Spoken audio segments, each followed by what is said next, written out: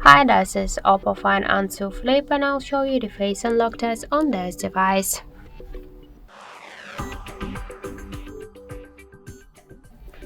So I just set up my fingerprint recognition and now I'll make a couple of tries to unlock the device with my face and we'll see how fast this feature is and does it works.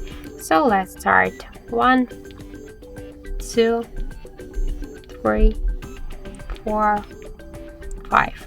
As we can see, the face unlock option works here fast and correct, and I just unlocked the device just less than in half of the second. This is the perfect result for the face unlock option. Yeah, I just suggest you to try this unlock method, but don't forget that the face unlock is less secure than the passcode or pin code unlock methods. That's it, thank you for watching, and if you find this video helpful, don't forget to leave a like, comment and to subscribe our channel.